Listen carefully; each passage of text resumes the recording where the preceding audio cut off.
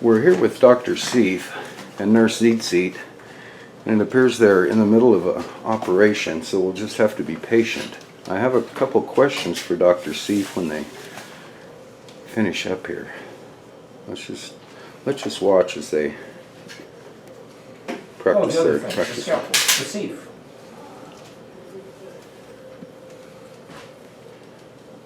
Oh, that's gotta hurt. Oh. Oh, that did hurt. Oh, gosh. Can you hand me those scissor thingies?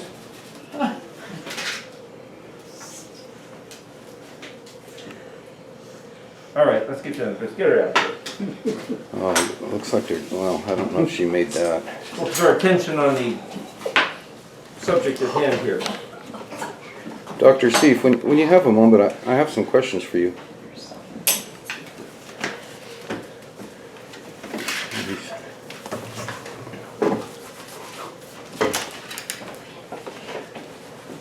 Oh, gosh. Is that going to be lunch? Perfect. They've done it. They've done it. Yes, Stu, what is it? Dr. Seif, I had a conversation with this fellow named Caleb Haig a while back. They have a radio show, the Caleb and Haig radio show, and Caleb and Rob, wasn't it? Caleb and Rob, that's right. Yeah, this was a while back, about a year and a half ago, and it's been bugging me ever since then. They were tearing apart the paleo, and their go-to guy seems to be this Dr. Brown. And if memory serves, this Dr. Brown is the same fellow. He's got all the proper credentials from the higher institutes of learning, but he rejects Torah, he denies Sabbath, he has nothing to do with the feast, and he's still hung up on that Jesus term. And he rubs shoulders with Benny Hinn. That's their go-to guy. So we got in this debate, and their go-to guy they held up in high esteem and asked me the question, calling you a butcher and asking, yes, calling you a butcher and asking me the question, would I rather have a skilled surgeon working on me or a butcher like you? How do you respond to that, Dr. Seif? I bought myself a genuine degree. I am a skilled surgeon. I got a few letters I can add after my name. But one thing I had said in response to a certain inquiry was that the letters speak for themselves. I don't have to put letters after my name to get credibility. The only thing I'm looking at is the Paleo-Hebrew aleph-bet. Those letters speak for themselves. No letters I can stick after my name. The word Seif is actually swordsman, cutting up things. Well, there's been some squawk about how it's inappropriate. If you don't have the right letters after your name, then you can't do the skilled work of cutting up a word and looking at what it means. Let's take another subject here. There's a certain word, ba'ashamat. Bet, aleph, shin, mem, tav. Now if you want to carefully look at what these words mean, Klein's, Ernest Klein's Comprehensive Etymological Dictionary, the Hebrew Language for Readers of English, published by Carta, Jerusalem, you can look up every 2-letter and 3-letter word groups, and you can look at the meaning of the 1 letter, and they'll tell you it's right here in the official book. Nobody's making anything up. Tanakh. Stones. I prefer stones. It's real nice and legible. You can see exactly what the words say in clean Hebrew. All I do is transpose the letters from Hebrew to Paleo. It's like in English, going from script to block print. It's the same letter. It means the same thing. It reads the same. No magic, no mystery, no woo-woo. Bet aleph means to arrive or enter in. The letter bet means in. So this is arriving. Aleph shin is the word fire. Shin Mem, Shem, is the word that means name, fame, renown, reputation, and identity. Mem Tav is dead body, corpse. Bet Aleph Shin means stench. Something stinks around here. A noxious odor.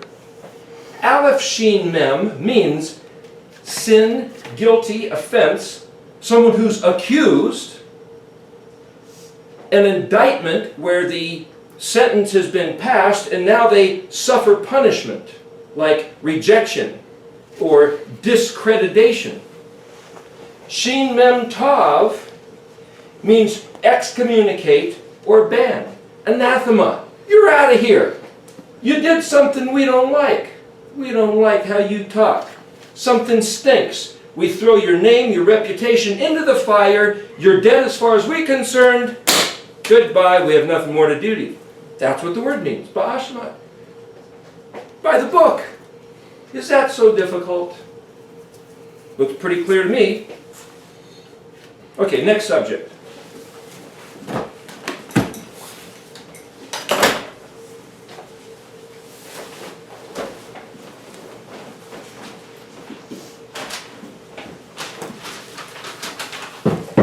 Uh-oh. Butcher Boy choice cuts. Oh. Oh. Oh. God. He's brutal. All right. What word have we got this time? Look at. Here, a little more. I gotta look professional. Why, this isn't a word at all. It's the Sophite letters of the Hebrew aleph-bet. You see, in the Hebrew aleph-bet, there's 22 letters. In English, when you have a letter at the beginning of the word, you might draw it as a capital. It's a little larger. But in Hebrew, there's no capital letters. What you have is 5 letters, and only when they appear at the end of the word, and only in modern Hebrew, not in Paleo, but in the modern Hebrew, when one of these 5 letters appears at the end of a word, you draw it in a different form. Basically taller, kind of like a capital letter. Well, these 5 letters are Kaf, Mem, Nun, Pei, Zadi. Now, I don't know if anybody knows where these Sophite letters came from. Maybe some fancy pants big shots with letters after the name have studied this out, and they can figure out why those letters exist as this little mini aleph-bet, separate and set apart, kind of like the word kadosh, from the rest of the aleph-bet. But we're going to do some sephrin, some erectology work. And we're going to sit there and say, if this could be reckoned as a word, what does it mean based on how is it spelled? And again, we're just going to use the information from dictionary that you could get like at Strong's Concordance or Brown Driver Briggs or any one of those things. The letter Kaf is a hand, an open hand. Mem is water. Nun is something that jumps out of the water. Pei is a mouth that opens. And Zadi is a sprout. Pretty simple. Kaf is also, according to the erectology model, the instructions of the Torah, like these lines of instruction that we were told to regard. And if we did, there'd be a blessing. And if we didn't, the consequence would be cursing. Mem is not just water, but it's something hidden, like in a womb, where it develops interior until it comes to fruition, and then it jumps out like a baby being birthed, or like a fish, Nun, or jumping out of Mem, the water. So Nun is like the baby, Mem is the womb. Nun is number 50, Mem is 40. There happens to be 40 weeks of human gestation in the womb, and then to jump out on the birthday is like 50. The word Yovel, which is Jubilee, is 50 years. Pei is a mouth, or that which opens. And Zadi is not just a sprout, but it's the word for righteous. Zadik. Thank you. Now, if we look at every 2-letter and 3-letter groupings, as we did with the word Ba'ashamat, what we have is that the word Kaf Mem, let me say one thing. In the dictionary, typically you'll see that verbs are 3 letters, but you can look at 2 letters. Kaf mem hey, or kaf mem aleph, or kaf mem yod, pretty much is kaf mem. So that's a little bit more of the study of the way the language works. But kaf mem is very similar, virtually the same as kaf mem hey, which means how much. It's to quantify.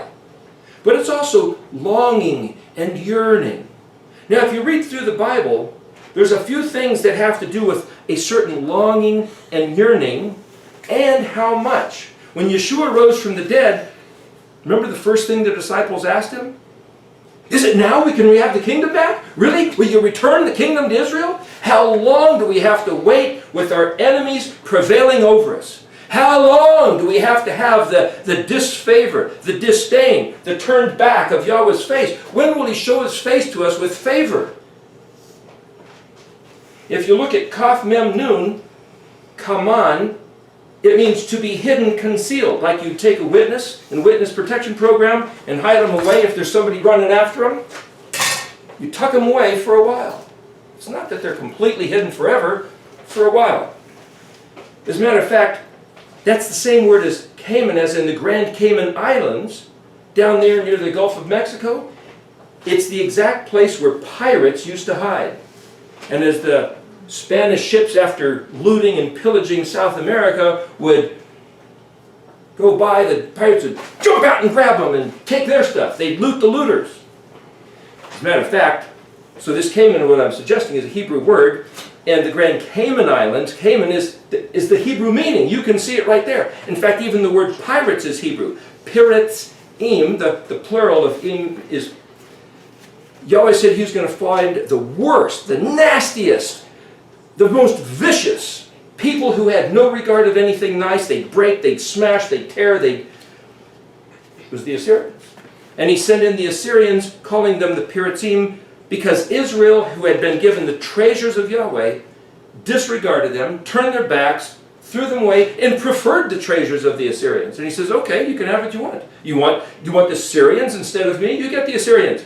But their disposition was to ruin, pillage, destroy, kill. So that's what Israel got, the northern 10 tribes. But Yahweh says, you want me, then you get me and my attitude. You get me and my personality. You get me and what I like and what I don't like, and I'm going to tell you how it goes. And what happened is what He said. Mem Nun means what? It means separation or away from, or from where. It also has to do with to count or number. Well, interestingly enough, what Yahweh said is, when you guys betray me, and when you guys defile the land, your punishment will be for a certain specified time. Now there's a little matter called the 2,730-year curse. In Leviticus 26, He says 4 times, so multiply the curse 7 times is one way to read it. What curse? You go to Ezekiel 4, and Ezekiel was told to lay on his side 40 days for the house of Yehudah, 390 days on his other side for the house of Ephraim. And if you multiply 7 times 390, it's 2,730. Assyria took over the northern kingdom in 721, 722. Minus the year 0 comes out to 2010. Do a quick math, it's on other videos, but what I'm saying is that's where these numbers come from. There was a certain amount of time that Yahweh seemed to say, you guys are under the envelope of a curse. And something is happening where you guys are being pinned down by your enemies, and all sorts of horrible stuff happening to not only you, personally, but corporately, and also the whole world, which means even the Goyim, the Gentile nations, are suffering because Israel hasn't come back and done what it's supposed to do. But after that period of time, Israel's allowed to come back. And that period of time looks like it's approximately 2010. A few years ago, this is 2015. So away from, for how long? It means to count and number. Well, the word commandment is het kuf, hok, and it also means to engrave, like His fingers on tables of stone, and it also means part and portion, or that part which is your obligation, your responsibility, but it also means to imitate. Why did we get in trouble? We were supposed to imitate the commandments, and we decided not to. We decided to rebel, so what we got is the reward, the punishment for rebelling, for a certain amount of time, like a jail sentence.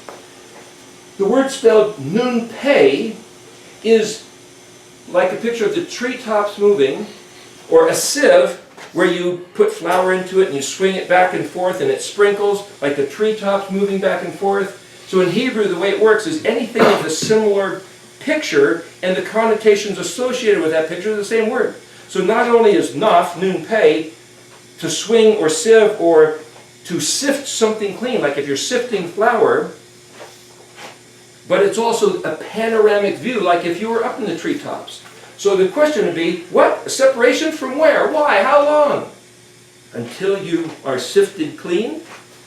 The word clean is bet resh, bar, as in bar mitzvot, as in somebody getting bar mitzvah. And what that means is, mitzvot is the commandments, similar to chet kuf, and it means when you are clean and pure according to the terms of the commandments. In other words, learn to do what he said. And when you do what he said, and you've learned that, and you can behave that way, and speak that way, and think that way, then you are bar mitzvot, clean and pure according to the mitzvot. So for the word nun pei to mean to be sifted clean,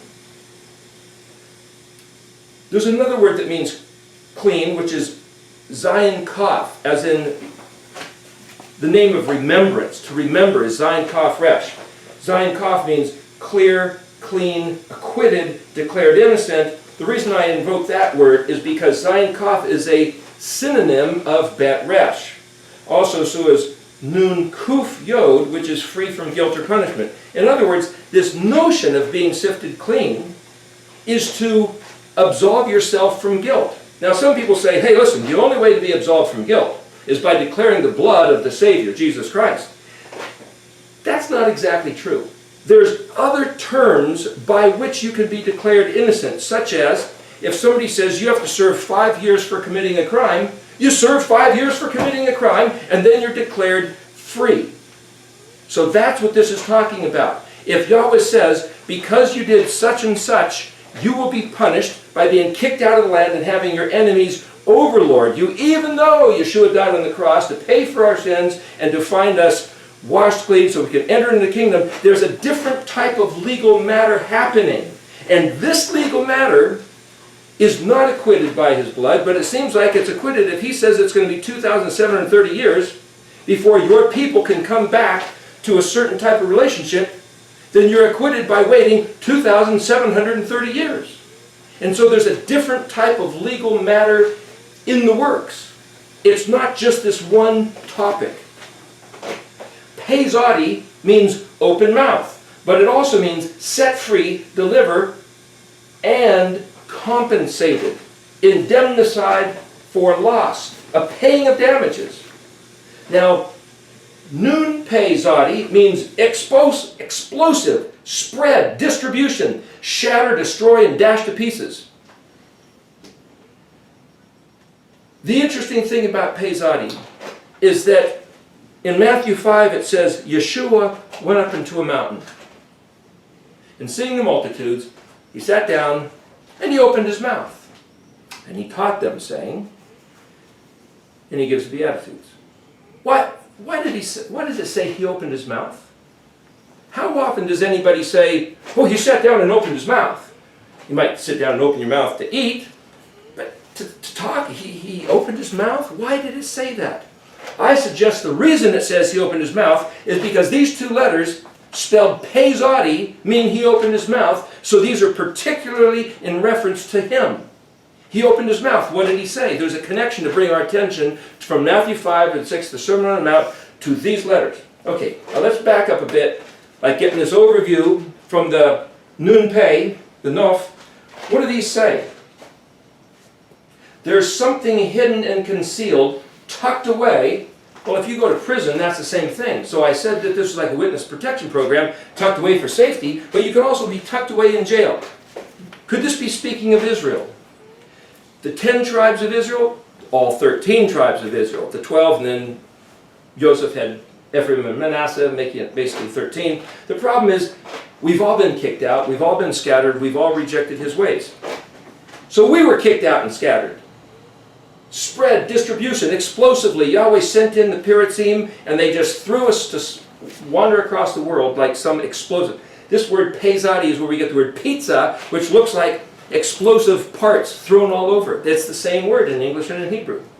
So, Israel was kicked out for how long? The yearning and the longing is not just Israel coming back to its inheritance, but it's Yahweh getting his people back. How many times did he say, I will be your Elohim and you will be my people? But it's not happening. Why? Because we had to fulfill the sentence first, which we've done. When I say we, it's the course of history through the last almost 3,000 years. But we're there now. This letter Mem and Nun have to do with counting. Nun is 50, but as the Yovel, as the Jubilee, it means to jump out and get back your inheritance. What could be the message of this Sophite mini alphabet? That even though Israel was kicked out because they betrayed the covenant, at a certain time, after longing and yearning to return home, like the prodigal son story, we will be allowed to come back with this overview of saying when we can be declared innocent. Not only for serving the time, but if you look through the Torah, we're not innocent just because of the time, but we're only innocent if we return to his words to do them. How can we return to do them? Our heart's not right. He said he will remove the heart of stone and give us a heart of flesh. He said, remove the barrier of your heart so that you can come to me. And he says, when you come to me yearning for my ways, I will put my ways within you and you will want to do them. Last I checked, from pretty much, I don't want to say the word, but those guys that go to church, they don't want to do the instructions. They don't like it. They find them detestable, reprehensible, abhorrent. And he said, as long as you have that attitude, you can't come back. But when you yield to me, you can return home. And when you return home, it says in numerous places, Isaiah, Jeremiah, Ezekiel, Deuteronomy, it's all over the place. He says, as surely as I turned my, Yahweh speaking to Israel, as surely as I turned my disfavor upon you, chased you with the sword following, Dr. Seth, the word Seth is sword. He said he chased Israel around the world, as it were, making sure they had a rotten life and a bad time. And he says, as surely as I chased you with the sword, when the time is up and you come back, I will pour out all my love, my chesed, my affection upon you, because you are the one I love. And then I'm going to turn all that onto your enemies, those who chased you and pursued you around the world. Then they're going to get it. And then he's going to distribute the treasures of his graces, of all the kindness that he was going to pour out on all the numerous generations of Israel through these ages. He's going to turn and pour it out on those people who have returned back to him. I saw this one verse, can't remember where it is offhand, but it said that they've been held in abeyance. All the things he ever wanted to give to his people haven't gone to waste. They haven't disappeared. They're there like in a warehouse. And when we turn back to him, he will pour them out lavishly upon us. This is the Sophite alphabet. The word Soph, Samik Vav Pei, means final or finite. If it's finite, it's not perpetual. It's not forever. It was for a period of time. What is forever is the words of the covenant that we should quote. But now I'm going to talk to you about what he said in the covenant, so I'm not even going to keep on this butcher boy outfit.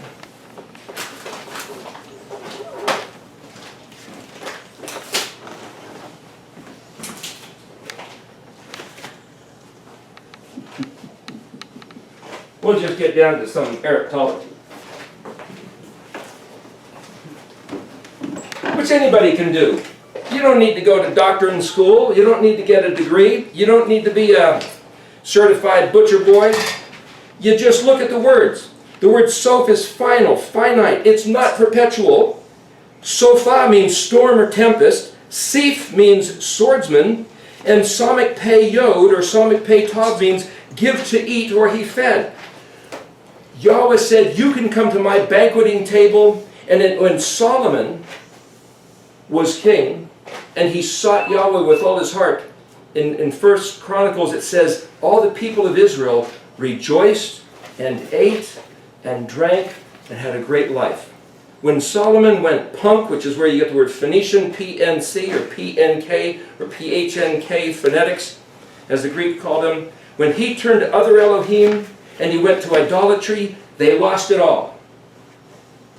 And then Yahweh gave them to eat not of his banqueting table, but he gave them to eat carnage and ruin. No.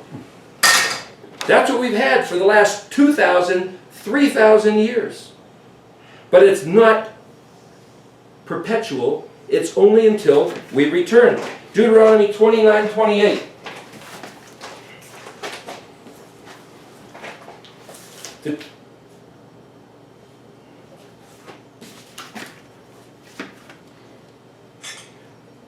Go back to 19. I call heaven and earth today to bear witness against you. I have placed life and death before you, blessing and cursing, and you shall choose life so that you will live, you and your offspring, to love Yahweh your Elohim, to listen to his voice, to cleave, this is a cleaver, to cleave to him, for he is your life, and the length of your days, to dwell upon the land that Yahweh swore to your forefathers, to Abraham, Yitzhak, and Yaakov, to give them. That's in actually Deuteronomy 30. This is Deuteronomy 29:28 over here. And they will say, verse 23, the nations will say, we're out here in the nations. This is us pondering, for what reason did Yahweh do so to this land? Why this wrathfulness of great anger? Why did he do this to his people? Why did he do this to his Eretz Israel, that land over there on the other side of the world? And they will say, because they forsook the covenant of Yahweh, the Elohim of their forefathers, that he sealed with them when he took them out of the land of Egypt. And they went and served the gods of others. Elohim Achrim is the phrase. And prostrated themselves to them. Elohim that they knew not, and that he did not apportion to them. So Elohim's anger flared against the land to bring it upon it the entire curse that is written in this book. And Yahweh removed them from their soil with anger, with wrath, and with great fury, and he cast them to another land at this very day, as this very day. The hidden are for Yahweh our Elohim, but the revealed are for us and our children forever, to carry out all the words of the Torah. What's hidden?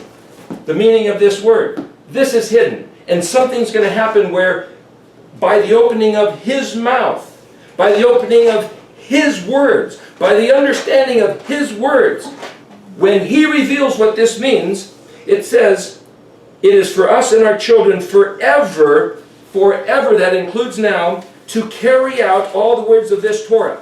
Deuteronomy 30. It will be when all these things have come upon you, the blessing and the curse I have presented before you, then, that's now, you will take it to your heart among all the nations, that's us here, where Yahweh your Elohim has dispersed you, we're on the other side of the world, and you will return unto Yahweh your Elohim and do what? Listen to his voice according to everything I command you today, you and your children, with all your heart and all your soul.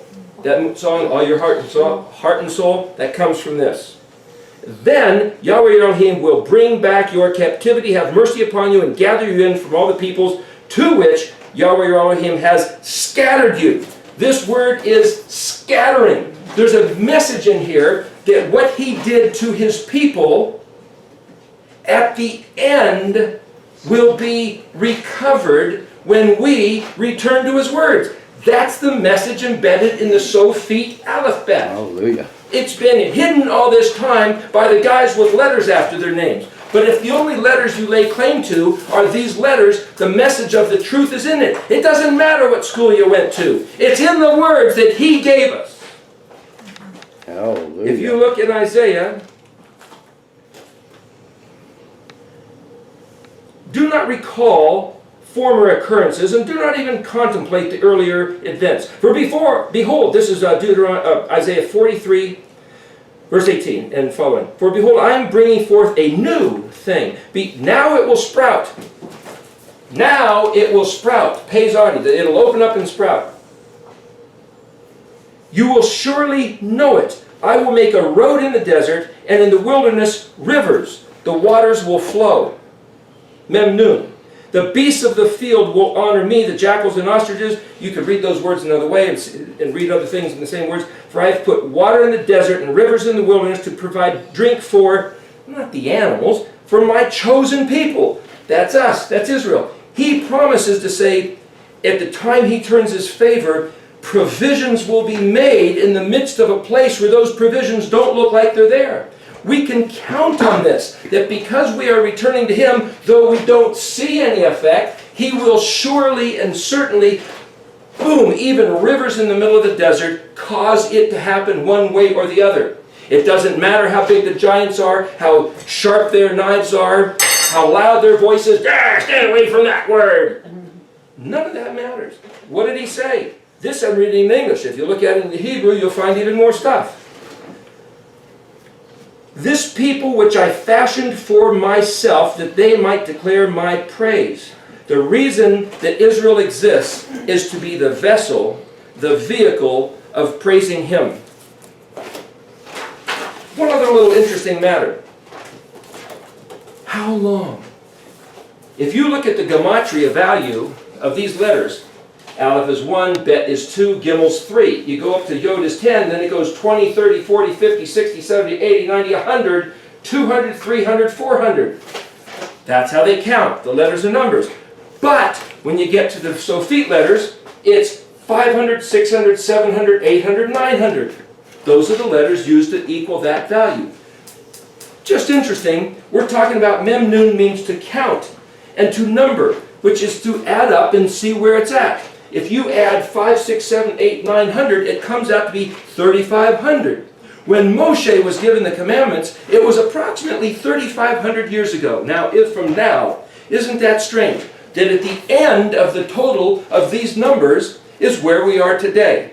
At coincidentally, 2010, the end of the curse as he stipulated, combining Ezekiel 4 with Leviticus 26.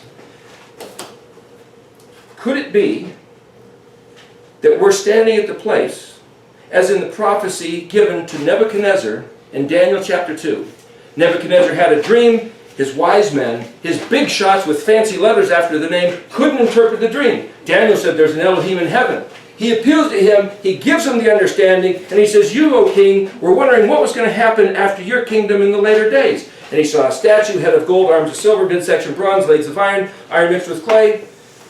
This rock comes out and hits the feet, knocks the statue down, and then this rock turns into a mountain, and it said it will not yield its sovereignty to another kingdom. Now there's different interpretations, we won't get into that right now, but simply, the word spelled aleph-bet nun is the word stone. Aleph-bet nun. Heaven. Aleph-bet is the word father. Bet nun is the word son. Aleph is a prefix, means I will, going in this direction. Nun is a suffix, means engaged in the action. Bet means to embody. Yeshua, a voice came out of heaven and said, this is my beloved son in whom I am well pleased. Why? Yeshua said, I only say what I hear him saying. I only do what I see him doing. So for a good son to embody, aleph-bet hey also means will, desire, and wish. So he embodied the will and the desire, the wish of the Father, Ab, and did it, nun. You can read that in the word eben, stone. And it hits the feet. What are the feet? Resh, Gimel, Lamed, regal, where you get the word regal, regular, regulation, relegated, the habits, the traditions, the customs of how the people are told to walk out by the kingly, regal authority. It can mean, as it were, the holidays of the year, but it's whatever they tell you to do. For this eben, to hit the regal, is to say instead of doing what the overlords, the masters of our punishment, because we rebelled against Yahweh, He gave us other rulers. Instead of doing what they say to do because it's convenient or economically feasible, we do what Abba said to do. That is impacting. That's the eben impacting the feet. And he said, as he gave the dream to Nebuchadnezzar, and Daniel said, the dream is true and these words are absolute. This is sure, this is a real thing. It's not necessarily when the Savior, the Messiah, or Jesus comes back. It's when we come back and do what He said. That stone hits the feet, it impacts the way people walk, and that thing which is a false system, the idol which can't think, can't fight, can't run, Babylonic system, Media Persia, silver. It has to do with economics and military, Greek culture, the guts, legs of what came out of Rome. Both Christianity and Islam came out of Rome, if you do your history. What are these two legs which have stomped the earth and ground it down and then given us the iron mixed with clay? Pretty much looks like a democratic system, because clay is Adamah, which is earth, which is man. And the democratic system, which is being spread across the world, looks like a combination of the Babylonic confused head, which sets everything up, the military and economic system of the arms of silver, the Greco-Roman culture, in the days of democracy, when all these things are assimilated and compounded like we have in front of us, then the stone will hit the feet, knock it down, the stone will swell to the mountain, and will not yield its sovereignty to another until he determines, end of this project onto the infinite realm, whatever that looks like. That's the message in these words. Caleb and Rob, I hope you approve. Thank you very much. Yeah. Awesome, Eric. One Any more questions? Yeah, one more question. Oh, what's that? What are you gonna do with those ribs? Dinner, Your Honor. They belong to me.